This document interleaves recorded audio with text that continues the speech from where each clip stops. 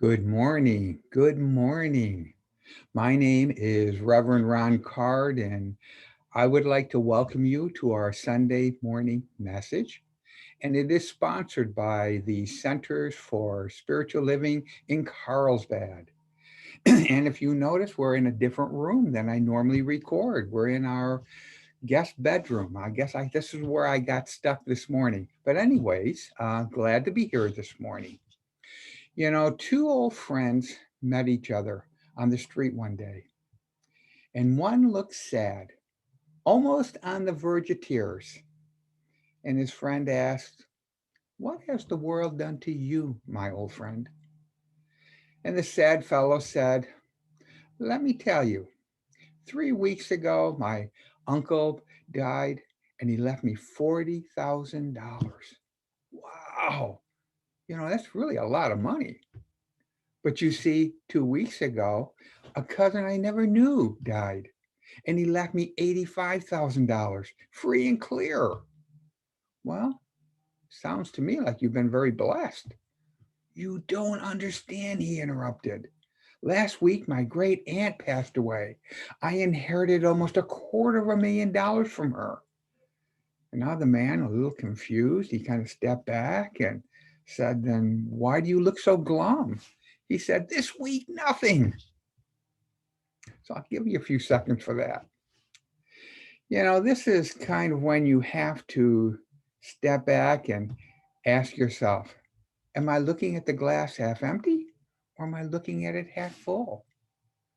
I feel that being grateful for what you have opens the door for more.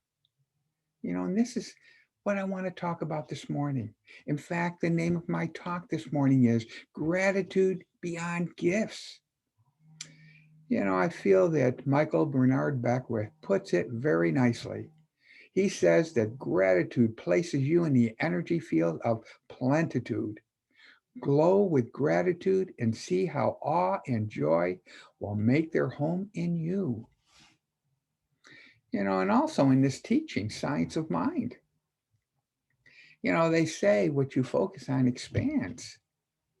You really have to be very careful what you're focusing on.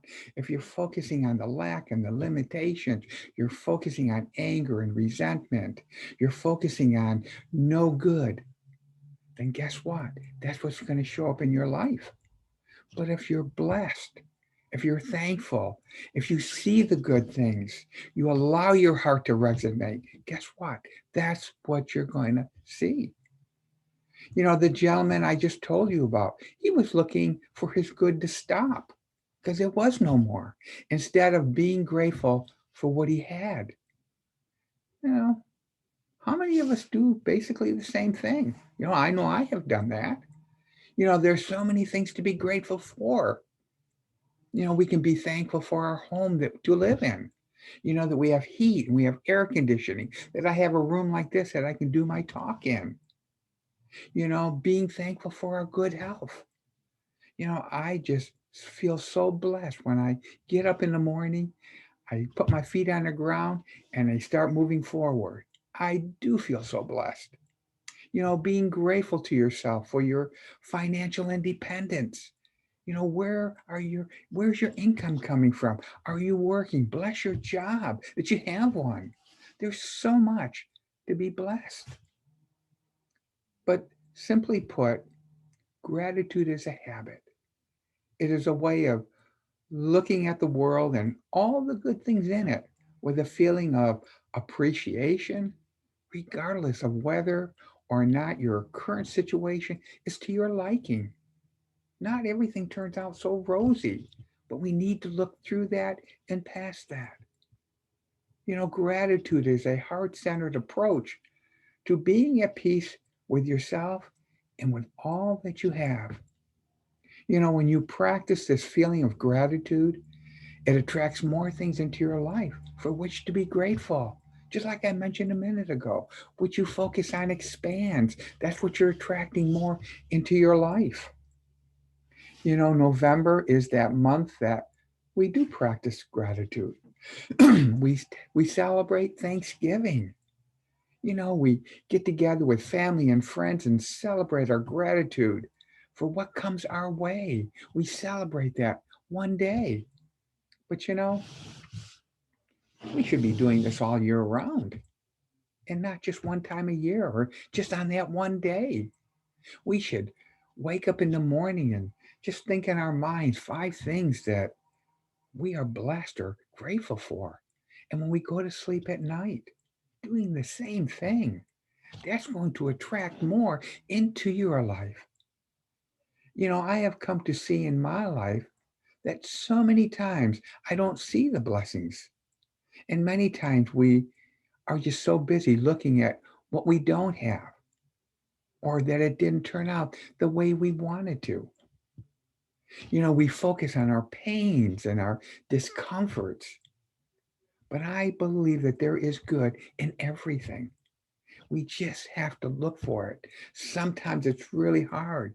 And sometimes, we wish there was more good than what's there. But I believe that there is a power that is within us, that is God. And if we have this power, we have God that is with us all the time, how can we not feel blessed about life? Many of you are aware that, I just put my dog Abby down, a couple of weeks ago. For me, it was probably one of the hardest, saddest things that you have to do in life. And every time I think about her, there is a little tear that kind of gets in my eye. Linda and I stayed with her all the way to her end. That was really hard, very hard. I feel so blessed that my wife and I, that we had the opportunity of raising Abby. She lived 16 and a half years. I feel so blessed about that. I feel that she had a very good life. We just spoiled the daylights out of her. And she was a very big part of our family. We took her everywhere with us. When we moved back east, she came with us. We moved back, she came with us. We did everything for her. Actually, she had a very special meaning to us. Back in 2008, our daughter, Gina, she passed away. And that was a hard thing to move through. But there was some good in there because our granddaughter, Tara, she came to live with us. And when she came, she ended up with Abby, and Abby came with her. When Tara stayed with us, probably 3 or 4 years until she got through high school. And when she did, she wanted to kind of get her feet wet. She had a job, a full-time job. She was going to school. She was dancing. She was doing a lot of things. And she wanted to kind of get her feet wet out in life. And she knew she was going to be really busy. So what she asked us to do was to take Abby and keep Abby with us. And Linda and I, we just felt so honored and so blessed that she would trust us to do that. But I felt there was a special bond between us because all the times that we had Abby, she would always check in and see how Abby was doing and stuff. So we had a really good connection with Tara. And also, it was actually Gina's dog. And we felt a little of Gina every time Abby would sit up in my lap and I'd pet her or, she was with us. So she had a very special. I guess I could have felt bitter and cheated and angry and hurt, all those things, but I didn't. I felt so grateful that we had that time with Abby. Abby holds a special place in our hearts and probably always will. I feel that when we practice gratitude, we begin to realize all the good that has been provided, just like if we do with Abby. I feel gratitude is more than a resultant emotion. It is a causace of energy, which reveals the ever present abundance of the universe. I believe that heaven is within us. Heaven is within each one of us, and that we experience it to the degree that we become conscious of it. I believe that there is a power greater than we are, and we can use it. This power is with us all the time. It's there, waiting for us to discover, waiting for us to use it. It's there whether we want to use it or not. And this is the power that I call God. A woman moves into a retirement home, and her sons each decide to give her a nice gift as a token of their gratitude. I'm going to buy a Ferrari for mom, the oldest boy says, at least a $500,000 worth so that she can enjoy a nice drive. Well, I'm going to buy her a luxurious villa with a downstairs bedroom and bathroom, says the second son. This way she can live independently again. I am buying her $1 million parrot, the third son says, unique in its kind, one that can talk like the best. And a few weeks later, the first son, he receives a thank you note from his mother. Thank you for the Ferrari, son, but my vision is no longer what it used to be. So I can't drive a car any longer. And the next day, the second son, he receives his letter. Thank you for the pretty house, dear, but I didn't move into an old age home for no reason. And of course, a day later, the third son finally receives his letter. My boy, thank you so much for your gift. The chicken was delicious. So, do you realize that giving without attaching any conditions or expectation sets you free? And that's what these kids did. But the recipient as well as the giver, they receive all the good. It was my mom who taught me to give without attachments and conditions. I learned that very early in life. When I was first married, I wanted to have two cars. And so my brother, he had this old car and he was putting money into it and keeping it, trying to keep it running. And he says, well, how about if I do this? How about if I give you this car? He says, now you're going to probably put a little money into it. You're going to have some things fixed, but you can have it. So I took it. And I had issues with it. I took it to the gas station quite a bit and stuff. And after about 3 or 4 weeks, I decided, you know what? This is not for me. Maybe I just want to stay to one car. Too much money. So I was going to call one of those places that they come and they pick it up. They give you $500 and they take the car away. Well, instead, my brother-in-law at the time said, well, I'm in high school and I'm in auto shop. He said, I'd love to take the car there so we could work on it. And maybe, I can get credit for bringing a car in to work on it. And maybe I could drive it afterwards. So I said, okay. So I gave it to him. And a couple of days later, we were over visiting my mom. And she just happened to ask me, how's the car? And I said, well, funny thing about that, Mom, I don't have the car anymore. She goes, what do you mean you don't have the car? And I said, well, I was having so many issues with it and I kept putting money into it and I just felt it wasn't worth it. So I decided I'd give it to someone. And, my brother-in-law, he said that he could work on it in shop and get credit and all that. So I gave it to him. And so he has it. And she turned around and looked at me and said, you mean you didn't ask your brother or me first? You just gave the car away? And I said, well, wasn't it my car to give away? I mean, you guys gave it to me. But, from that experience, I didn't talk. Well, I didn't get together with my mom, and she never called me or talked to me for 6 months. You know, from that point on, I learned that when you give something away, give it away. It's theirs. We must teach ourselves to be grateful for everything. And I am grateful for that situation. I probably talk about like I'm a little bitter about it, but I'm not. I am grateful because I learned a lesson there. I learned to give freely. And to me, that was a valuable lesson. We must begin to see the good in everything. And we must begin to see the truth because isn't it the truth that sets us free? A blind man sat on the steps of a building with his hat at his feet, and he held up a sign which read, "I am blind. Please help me."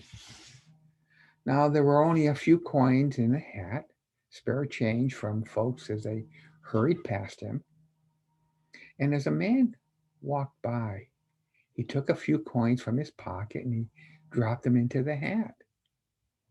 And then he took the sign, he turned it around, and he wrote some words on it.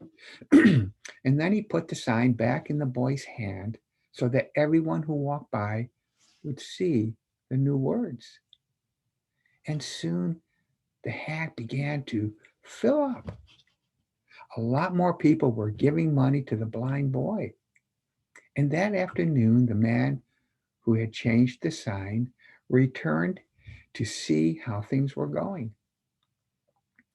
And the boy recognized his footsteps and he asked, "Were you the one that changed my sign this morning?" "Why, yes."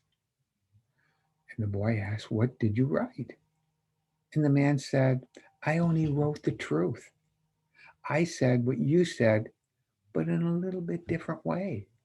I wrote, 'Today is a beautiful day, but I cannot see it.'" Both signs spoke the truth. But the first sign simply said that the boy was blind, while the second sign conveyed to everyone walking by how grateful they should be to see. We must begin to be grateful for everything, knowing that all the experiences, both people and events, have been stepping stones leading us to where we are right now, this very moment. If anything would have changed before now, things might be different for you. Whenever you enjoy a meal, do you ever think about and appreciate the incredible array of people who have made this experience possible? The next time you go out to eat, whether it's at a fast food place or a restaurant, you know, imagine all the people involved. The farmers who grew, the what's on your plate. People who transported the product to bring it to the supermarkets that where they bought it, the kitchen staff, the management, the waiters. You can just go on and on and on.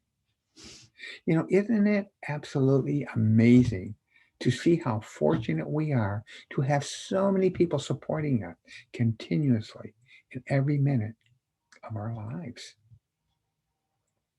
We must practice unconditional gratitude, knowing that we live in a whole and integrated, benevolent universe, which is not working to us, but it's working for us.